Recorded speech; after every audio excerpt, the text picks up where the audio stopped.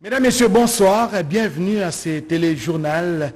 Le séminaire du gouvernement s'est refermé hier au Fleuve Congo Hôtel. Le président de la République qui l'a clôturé, Félix Antoine Tshisekedi Tshilombo, a invité les membres du gouvernement à poursuivre avec la dynamique des changements par la culture de l'excellence et la gestion basée sur les résultats. C'est un reportage signé Patrick Michel Moukoui. 3 jours pour créer une dynamique de changement par la culture de l'excellence et la gestion axée sur les résultats au sein de l'équipe gouvernementale. Après 72 heures d'exposés et échanges, les membres du gouvernement ont reçu des éléments nécessaires pour matérialiser au mieux la vision du président de la République, Félix Antoine Tshisekedi Tshilombo. Le chef de l'État, qui comme à l'ouverture a personnellement effectué les déplacements de Congo Fleuve Hôtel le samedi pour clôturer ces assises. En présence de panélistes, membres du gouvernement et quelques partenaires du pays, le Premier ministre Samalou Kondé, qui prend la parole en premier, étale en longueur les acquis et principes de ce séminaire. Du fonctionnement du gouvernement, les participants ont retenu l'unicité comme principe phare des actions qui doivent être posées avec transparence, prêcher par l'exemple, respecter le temps et privilégier la gestion axée sur les résultats. Les séminaristes ont même pris des engagements au nombre desquels la sécurisation et l'instauration de la paix, l'investissement au développement à la base, la mobilisation de recettes, ainsi que la responsabilité à faire respecter les lois et textes réglementaires. De quoi rassurer le chef de l'État sur la capacité de son gouvernement à faire face aux immenses défis qui se présentent. Il s'est donc agi d'une retraite stratégique pour poser un diagnostic clair sur l'état, la situation de notre pays et identifier des pistes de solutions sous la forme d'un plan de guerre dont la stratégie de combat est caractérisée par une démarche et une dynamique de changement reposant sur les principes et les valeurs de la gestion axée sur les résultats. Il m'a été fait part, en outre, de la haute qualité des échanges et surtout de la nature des questions abordées au cours des différentes sessions, et j'en suis heureux. Je vous félicite donc pour l'attention toute particulière dont vous avez fait montre durant tout le séminaire, et j'imagine déjà votre empressement d'aller vite et maintenant sur le terrain pour donner des réponses appropriées aux préoccupations de nos concitoyens. Le président de la République a également salué la compréhension de défis par ce membre du gouvernement en les incitant à la cohésion pour atteindre les objectifs du développement durable et de l'agenda 2063 pour le développement de l'Afrique. Le séminaire du gouvernement clôturé, la prochaine étape, c'est l'élaboration de feuilles de route de ministères sectoriels et la mise en place de cabinets respectifs. Dès cet instant, le peuple n'aura plus qu'à savourer les résultats des efforts qui seront consentis par ce technicien de la vision du président de la République. Juste après ces travaux des 3 jours organisés au Fleuve Congo Hôtel ici à Kinshasa, le Premier ministre Jean-Michel Samalou Kondé Kyenge s'est félicité de la tenue de ces assises. Il en appelle plus à la cohésion entre les membres du gouvernement. Il est au micro de Pati Tondongo.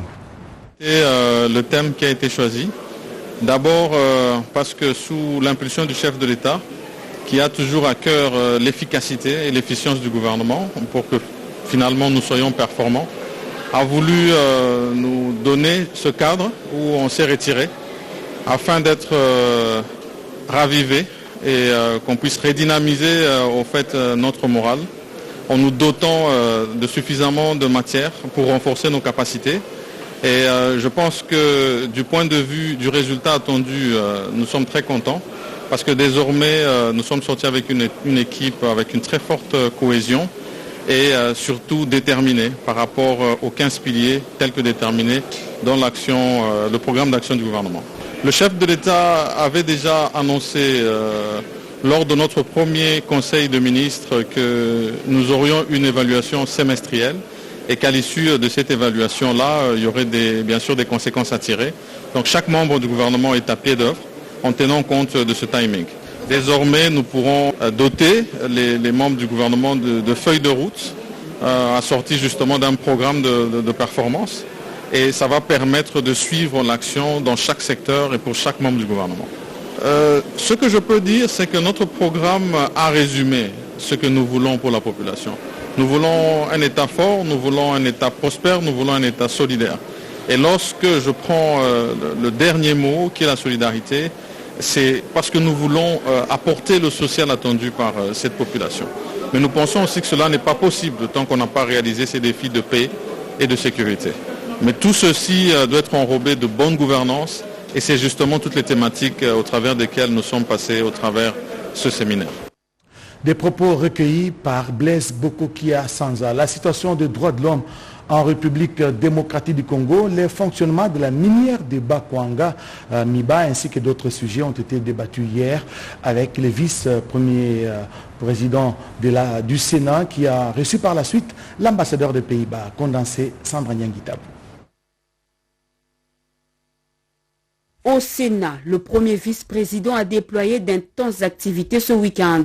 Eddy Mondela a reçu plusieurs personnalités en audience. L'ambassadeur du Royaume des Pays-Bas est le premier à échanger avec Eddy Mondela. Les deux personnalités ont évoqué les questions de coopération parlementaire entre leurs pays respectifs. Le président de la Commission nationale de droits de l'homme, Mwamba Mushinkonke, a pour sa part présenté la situation de droits de l'homme en République démocratique du Congo.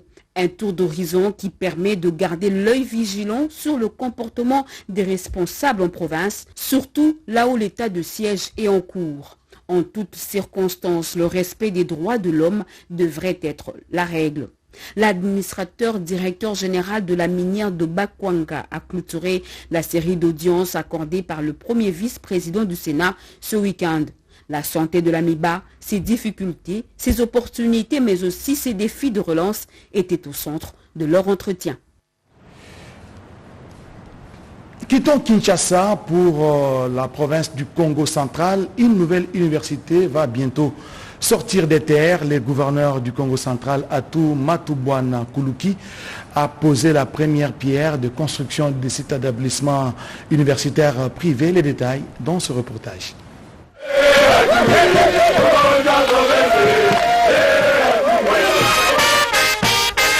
La journée du 24 juillet 2021, sur l'endemain du 31e anniversaire de l'Université Congo, sera gravée en lettres d'or dans l'histoire de cette jeune institution. Après la construction du premier bâtiment facultaire en 2011 sur financement total du gouvernement provincial et d'un autre en 2019, cette cérémonie de la pose de la première pierre des travaux de construction du bâtiment administratif de cet alma mater par le gouverneur du Congo central Atou Matubwana Kuluki symbolise le véritable envol de cette université privée d'utilité publique, étant donné que toute institution est matérialisée par son siège. Financée sur fonds propres de l'Université Congo via un prêt obtenu par elle dans une banque de la place, ces travaux lancés par l'autorité provinciale dans le site de Louvaka à Mbanzangungu seront exécutés par la firme congolaise de construction Jet BTP. Le chef de l'exécutif provincial a salué la vision du chef de l'État, Félix Antoine Tshisekedi Tshilombo, qui a placé l'éducation parmi ses priorités. Atou Matubwana Kuluki a en outre fait part à l'assistance de l'attention particulière de la province à cette institution universitaire qui, pour le numéro 1 du Congo central, est la poule aux yeux d'or de la communauté Congo. La finalité d'une université, c'est la formation des cerveaux. La province elle-même déjà consomme les produits de cette université. Restons dans les secteurs de l'enseignement supérieur et universitaire. L'école de santé publique de l'université de Lubumbashi a réfléchi sur l'organisation des enseignements en master, en PhD, l'équivalent du doctorat. Quels curricula à suivre ont été associés à cette réflexion, les responsables du monde scientifique et ceux de l'administration publique? Patronage de l'Institut de médecine tropicale d'Anvers que l'école de santé publique de l'université de Lubumbashi a réuni du 19 au 24 juillet 2021 le monde académique, scientifique du secteur de la santé, les responsables du ministère de la Santé, de l'administration publique du Haut-Katanga, les sociétés minières, l'expert de l'IMT d'Anvers, la cellule de l'assurance qualité de l'UNILU et les autres structures de la santé pour réfléchir autour de la validation des curricula de master et PhD. Malonga Kaj, directrice de l'école de santé publique, se réjouit de cette activité scientifique qui est un moment fort pour la remise en question de la formation transmise aux étudiants. La nécessité de répondre aux besoins de compétences des utilisateurs par manque de pertinence de formation des programmes de santé, la faible opérationnalité des nouveaux diplômés, la nécessité d'assurer la mobilité des apprenants, des enseignants, et d'entrer dans l'internationalisation de l'enseignement.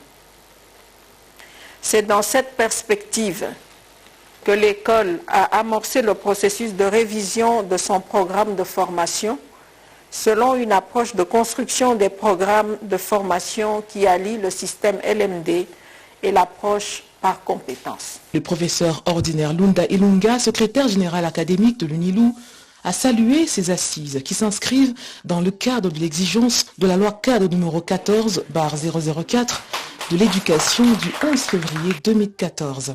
Et je souhaite que toutes les structures de l'Université de Lubumbashi puissent emboîter le pas. Sur ce, je déclare clos les travaux de validation du curriculum au niveau des masters et des PhD à l'école de santé publique. Les participants à ces assises en sortent ragaillardis. Restons dans les Hauts-Katanga et parlons voirie. Plusieurs routes recouvrent aujourd'hui la couche d'asphalte des travaux qui se poursuivent. Le gouverneur du Haut-Katanga, Jacques Kiaboula Katoué, a inspecté ces travaux sur plusieurs sites, nous dit Didier Mumba. Il veut appuyer sur l'accélérateur afin que tous les chantiers qu'il a initiés à Lubumbashi et ailleurs dans la province du Haut-Katanga puissent s'achever avant la tombée des prochaines pluies. D'où cette ronde que Jacques Ablacaté, accompagné de son vice-gouverneur et du ministre provincial des infrastructures, a fait à travers la capitale du cuivre. Il a débuté son inspection par le boulevard Camagnola. Ici, les travaux de la chaussée, passés désormais à 2 bandes, se concentrent sur le tronçon Kambov-Djamena. Les passages piétons et les bordures sont en construction pendant que la couche des bases et la fondation sont en train d'être posées. Sur l'avenue qui doit prolonger, l'entrepreneur travaille sur la plateforme. Du côté de la route Kassapa, l'on procède au décapage et aux travaux de solidification de la base. Pendant ce temps, l'œuvre de modernisation de la chaussée de Kassenga se poursuit et va bientôt atteindre la commune de Roachi. La couche de roulement est déjà posée sur une bonne partie, les séparateurs et les lampadaires à panneaux solaires installés.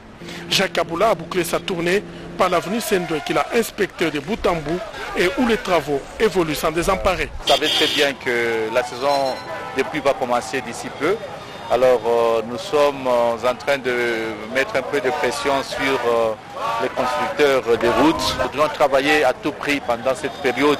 Le peu de temps qui nous reste, il faut le mettre à profit pour que les infrastructures de base ici au centre-ville se terminent et même d'autres infrastructures que nous avons commencées dans la périphérie.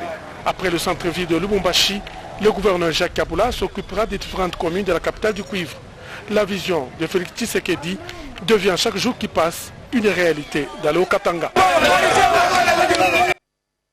Les petits séminaires de là-bas, nous sommes dans la province du Kivu, est désormais opérationnel. C'est Monseigneur José Moko du diocèse d'Idiofa qui a procédé à son inauguration et l'a présenté à l'Éternel. Suivez. Pour avoir échappé à la menace de la pandémie du Covid-19, le calendrier scolaire 2021 dans les territoires d'Idiofa, province du Kwilu, n'a pas connu de perturbations. À la clôture de cette année scolaire 2020-2021, Monseigneur José Moko Ekanga, évêque du diocèse d'Idiofa et vice-président de la CENCO, a présidé la cérémonie d'inauguration et la bénédiction de 2 nouveaux bâtiments, dont la cuisine des prêtres et l'autre bâtiment qui servira de dortoir pour les préfinalistes et finalistes séminaristes. Cette infrastructure fait non seulement le bonheur de l'évêque, mais aussi et surtout la motivation pour les apprenants. Nous voudrions, à travers ce dortoir, donner de façon visible aux séminaristes la preuve que ces séminaires, ces petits séminaires, est la prunelle de l'œil de l'évêque. Nous voudrions, à travers ce dortoir, motiver les petits séminaristes à fournir des efforts pour gravir les échelons, franchir les étapes de la première année jusqu'à la 5e et 6e. Donc ce bâtiment est réservé aux méritants. Les souhaits du Monseigneur José Emoko est de garder cette grande vision avec le même élan. Électrification de l'île d'Idjoui. Nous sommes dans la province du Sud Kivu. L'île est située sur le lac Kivu. Les projets avancent à pas des géants. L'heure est à présent à l'acheminement des matériaux de construction pour justement poser les lignes électriques. La mission de la SEN sur place a évalué ce projet. Reportage. Sous l'impulsion du chef de l'État, Félix-Antoine Tshisekedi Tshilombo, et la détermination ainsi que la volonté affichée par la direction générale actuelle de la Société nationale d'électricité SNEL d'accompagner le chef de l'État dans sa vision d'électrification des territoires ruraux de la République démocratique du Congo, une mission d'experts de 6 personnes venues de Kinshasa, couplée à celle de la direction régionale SNEL Sud Kivu Maniema. Cette mission vient donc de terminer sa mission avec une note de satisfaction, une mission de suivi du projet d'électrification de l'île d'Idjoui. La mission a consisté à actualiser les données, à s'enquérir de la situation sur le terrain afin de savoir si elle n'a pas changé depuis les dernières études, contrôler l'état des matériels déjà livrés pour que l'exécution physique du projet d'électrification de l'île d'Idjoui soit effective. Le chef de la délégation, Deo Machali, confirme l'existence de 80% des matériels entreposés à Bukavu et à la paroisse catholique de Kashofu à Idjoui. Deo Machali précise que cette mission est la dernière avant le démarrage physique du projet. Notre descente ici, c'est la dernière étape pour venir constater, faire un état des lieux et confirmer que le projet peut commencer. Et il va réellement commencer après les rapports que nous allons. À Idjoui Nord, la délégation a été bien accueillie par l'administrateur du territoire adjoint chargé de l'administration ainsi que le Mwami Rubenga. Ces deux autorités ont encouragé et soutenu les plaidoyers menés par l'honorable Prosper Akili Miruo, député national élu d'Idjoui, qui tient à matérialiser ce projet initié depuis 2006 par Feu Hilaire Tawiniga Balagizi. Ce projet entre dans le cadre de l'accompagnement de la vision du chef de l'État qui veut électrifier la deuxième île en Afrique après le Madagascar. Avec une superficie de 310 000 km², l'île d'Idjoui est habitée par 337 492 habitants. Idjoui, c'est un territoire insulaire et paradisiaque, havre de paix, qui attire les touristes par sa vocation agricole. L'honorable Prosper Akili sollicite l'implication de toute la notabilité, filles et fils d'Idjoui, de soutenir unanimement les efforts que déploient les autorités du pays pour la matérialisation de ce projet.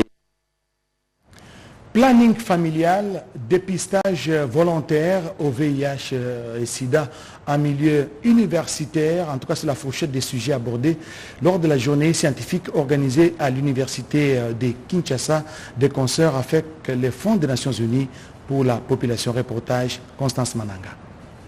Les choix sont la solution en cas d'augmentation ou de diminution temporaire des naissances.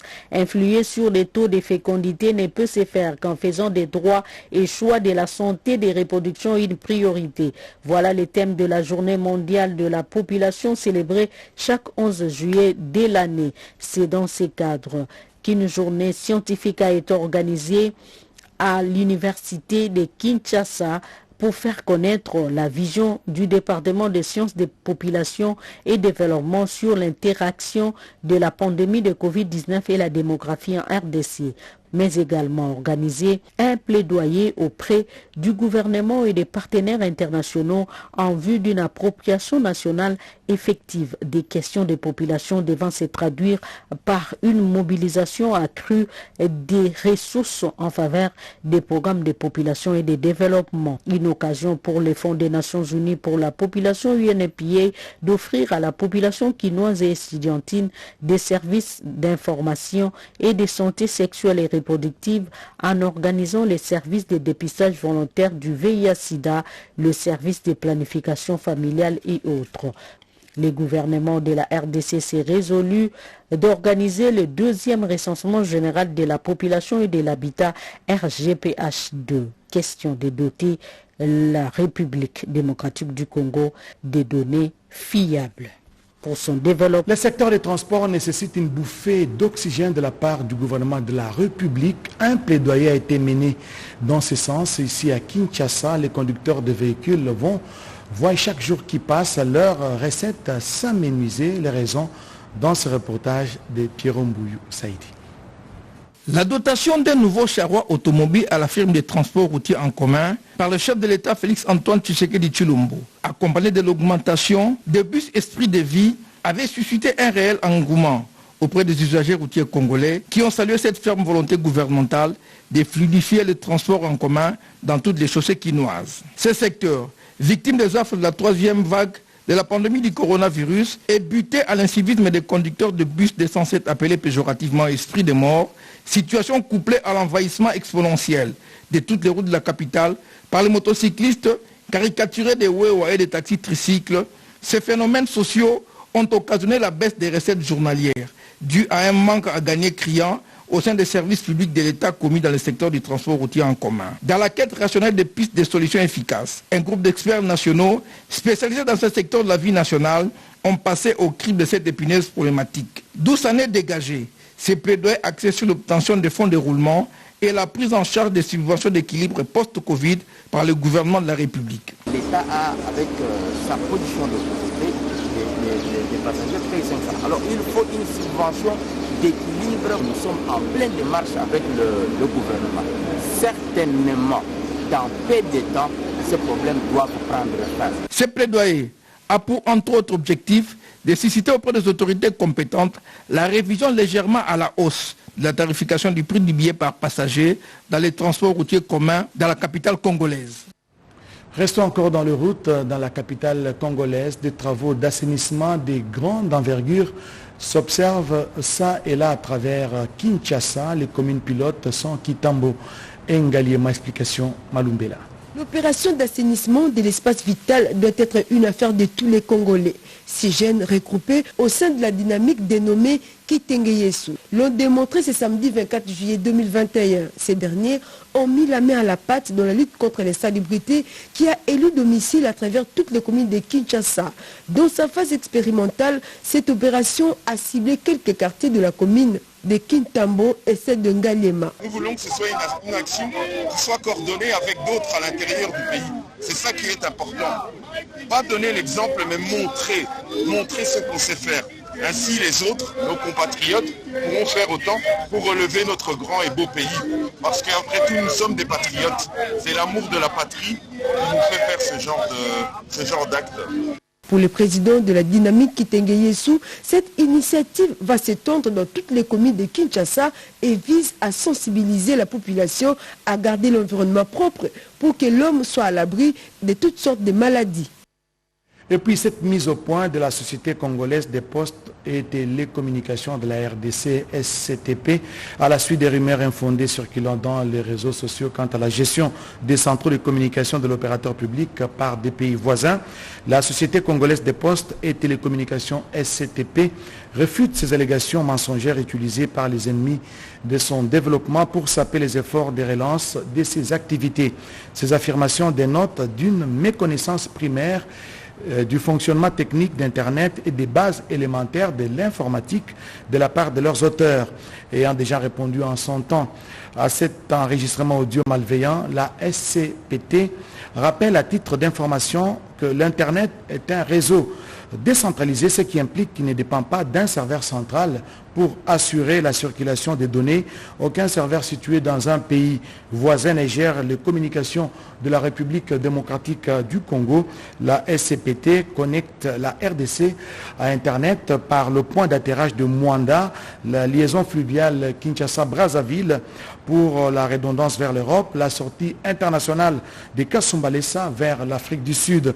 La SCPT est résolument engagée dans son plan de stabilisation, de fiabilisation et de développement de ses produits et services pour réduire la fracture numérique et garantir la connectivité optimale de la République démocratique du Congo, notamment par l'extension en cours de son réseau de fibres optiques et la modernisation de ses équipements.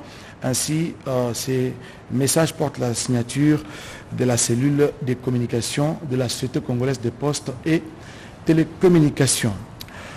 Passation de marché public en République démocratique du Congo. Plusieurs séminaristes ont été outillés sur les lois en vigueur en RDC pour une meilleure surveillance et un meilleur suivi des projets exécutés par les gouvernements. Malumbela. Cette formation est l'une de la série prévue dans l'agenda de l'autorité des régulations de marchés publics. Question d'inculquer cette fois-ci les cadres provinciaux du cadre national de concertation de la société civile de la RDC des connaissances pertinentes sur les lois et décrets qui régissent le marché public en RDC. Au programme, des thématiques bien ciblées pour une bonne maîtrise des procédures d'appel d'offres nationales et internationales.